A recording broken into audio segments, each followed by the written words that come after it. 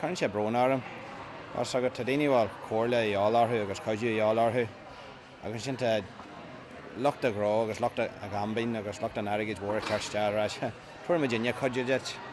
sin complicated pont chuir am aigeit sláán as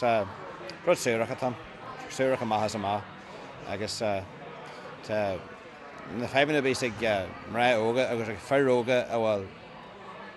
mráach acu súla páistí feimhna casta tanú agus ní féidir réad a ráite chu siimplí sin sin thuirm sa sin gur feib gur mín feimhna casta go daoine agus ná bhfuil ráite siimplí orthú go gaiithir pléile go teiscinna. Massam go bhfuil sé anamha, massam go bhfuil sé anatábhaach, is léir go bhfuil sé seo feib tréis rud a thorla nGaillimh leis an banbhacht sin massam gur léiríonn túisgurt na hhéireann go bhfuil rud a feibam agus caafar é seo a churcan cín agus bog aráig agus is tús má le na hebreí massam más féidir le deisgurt na hhéireann sin aanamh chomh is bheith talchaí maithagan. Níl mé cinnte sin sin cinneol éalú ar má hansa ag níl mé bró cinnte tá mé idir cá chomhairle. Tuigim ceann fá a bhfuil sé dí, sílim go bhfuil rud an dí ach sin go bhfuil sé dí mBéal ar rudí beidir mBéal ar chuirsaí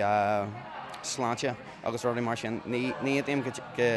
teag le daoine bí just an rud eil. Well, stella ará tá so go is rudaínta persanta sin ceist. Tá agam bhil siad an le heolas a chóirt fa cuasaí gréise agus sinna le rinne chuid mhór cainte ar mBéal ar an ginmhillte agus sinna le ní hé go mé héana bhac le ginmhillte ar Charbí tá mé a bhac go mór leis an síal agus is cuma cé na habalteach dé teag páistí nó go bí is fiú iad a bheith an. Sin ráite tá casanna áirithe an agus beidir ghfuil comhairle íthar géine agus ar gáid tá seans go méid sé úsaideach go méid daoine ábalta gáil agus an comhairle sin na Eile. Chuna bheith fearnach níl mór an eolas agam ar an chlinic sin, ba sílam gur bhfuil gá go méid clinically agus eolas ann le haimimená go méid siad an rá na cearta dhéanamh. Níl mór an thuairim agam faú sin ach ní aon taobh leis agus well just mar sin an dá tóghaí mé, so níl mór an thuairim agam mar ach just tá agam nach aon taobh leis.